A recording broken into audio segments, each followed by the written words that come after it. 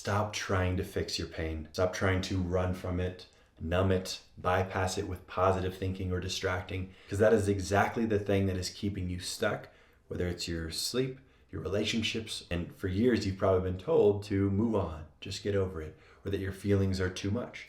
So you've learned to be silent with that quiet ache, that deep resentment, that grief or hurt. But the truth is that pain is not a glitch in the system. It's something you need to work through to release. It is the roadmap. It is a compass. And in fact, your pain is the key to accessing the deepest healing, clarity, and connection you need most in your life. And so in this video, I'm going to give you the single most powerful perspective shift and a 3-step process to stop the fighting of your pain and start using it as the greatest teacher. And by the way, I'm Daniel. I'm a coach who's been helping people for the past 8 years get their lives back through healing their sleep, letting go of old emotional weight that keeps you stuck, or finding a new sense of purpose to take care of your mental, physical, and emotional health.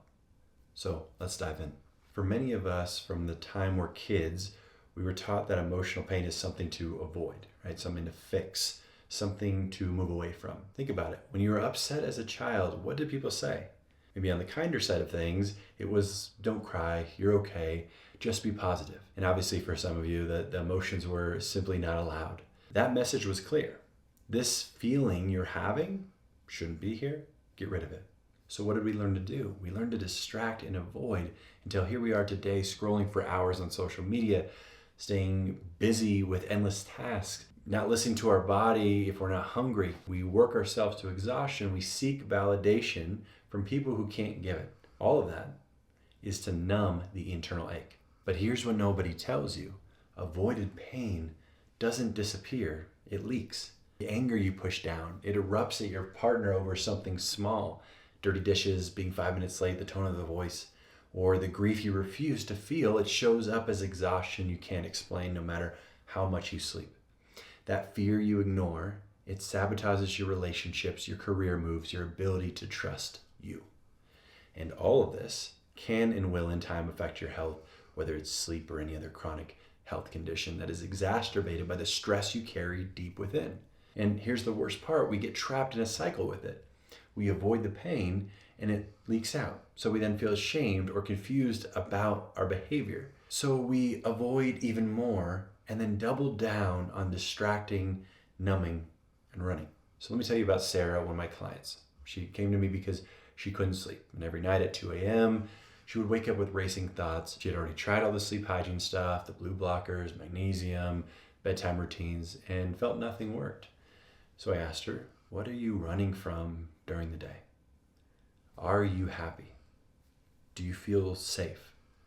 And that was enough that she broke down. She had been overextending herself for years, trying to make everybody else happy, and then never had time for her and everyone else's good graces, but at her own expense of what she needed and wanted in life. And every night around 2 a.m., when the world was quiet, she couldn't distract herself. That's when the feelings wanted to come up, the real ones. And the moment she stopped running from it, her sleep transformed. Not because the pain disappeared, but because she stopped letting it leak. Your pain will find a way out. And the question is, will you guide it consciously? Will you be with it? Or will you let it wreak havoc unconsciously? So here's the shift I want you to make right now. Are you ready? Your pain is not a problem to solve. It's information to decode. Your pain is a signpost. It's a messenger. It's telling you something here needs your attention. Maybe a boundary was crossed. Maybe a need wasn't met. Maybe an old wound just got triggered. Your pain isn't here to punish you. It's here to protect you.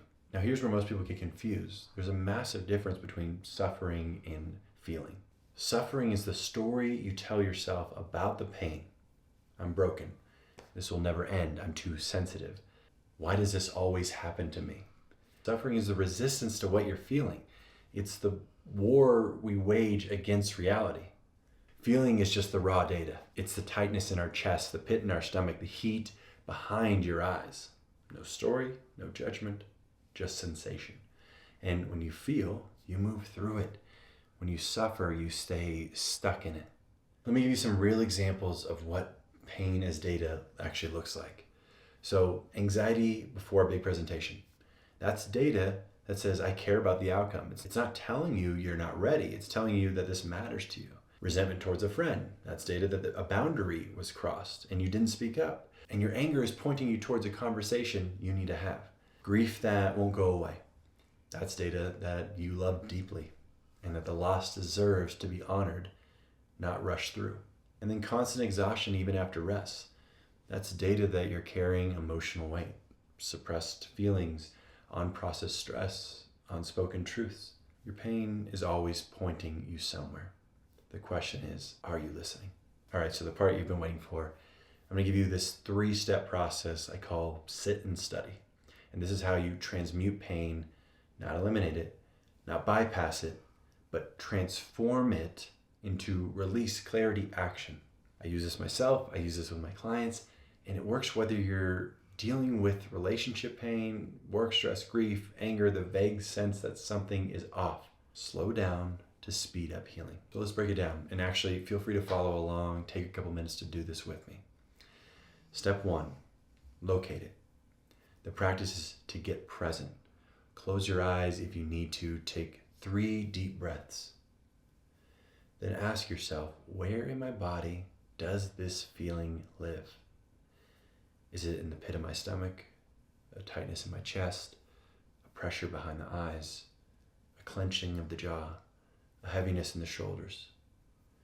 And don't intellectualize it. Don't try to explain it. Just scan your body and notice where the sensation is strongest. This step pulls the emotion out of the storytelling mind and into the physical body where it can actually be processed. Your mind will keep you spinning in circles. Your body will tell you the truth. And most people live entirely in their heads, and they think about their pain but never actually feel it. This step helps to ground you in reality. Study it. Now that you've located the sensations, and without judgment, ask, what is this feeling protecting me from? What is the unmet need that it's pointing to? What does this part of me need right now? Just sit with it. Don't rush it. Let the answers emerge naturally. And sometimes it's immediate, but sometimes it takes more than a few minutes. Just trust the process. This step helps to shift our relationship with pain from a victim mindset to the investigator. You're no longer at war with your feelings, you're learning from them. And the magic is your pain will always point to a necessary action or boundary, always. And it might be pointing to a conversation you need to have. It might point to a boundary you need to set, or a need that you've been ignoring, right? A pattern you need to break, but it's always pointing somewhere useful. Now the 3rd step, transmute it. Translate the lesson into one concrete action, not 10, not I need to figure out my whole life, just one action. Let me give you some examples. If the lesson is I need some respect, the action might be I'm going to have a conversation with my partner about how they speak to me. If the lesson is I need rest, then the action might be I'm going to block off Sunday afternoons for the next month with nothing scheduled. Or maybe the lesson is I'm carrying someone else's expectation. That action might be I'm going to say no to that commitment I resented saying yes to. You left the pain, you decoded the message, and now you're acting on it. And this breaks the cycle of avoidance by giving your pain a productive, conscious outlet. Your nervous system needs to know you heard the message. And when you take action, it can finally relax. Pain, sensation, curiosity, action. That's the process. So some common pitfalls you might experience. I don't feel anything. Right? Some of you are going to try this and have tried other methods of working with your emotions in the past and think that maybe you're doing it wrong. I don't feel anything.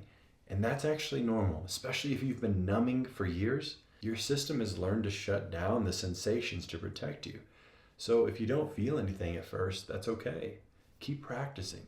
Start with smaller emotions, mild annoyance, slight discomfort. Build that muscle. And another common one is my mind keeps analyzing. Your brain is going to want to analyze and explain and create stories. That's its job.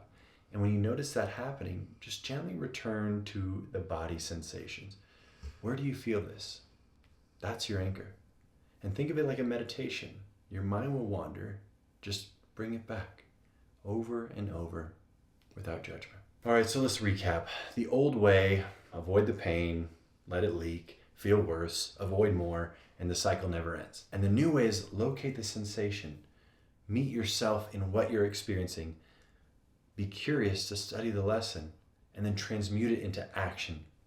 Break the cycle. Pain isn't our enemy. Avoidance is. Running is. Numbing is. But the pain itself, it's our teacher. It's a guide. It's showing you exactly where you need to grow. Right now, in this moment, think of one pain you've been running from. Maybe it's resentment, maybe it's fear, grief, or that vague sense of just off you can't name.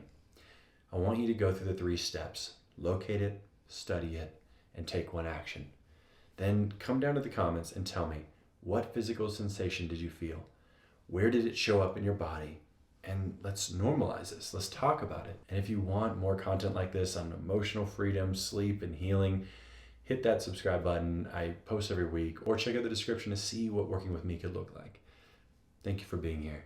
Thank you for doing the work, and I'll see you in the next one.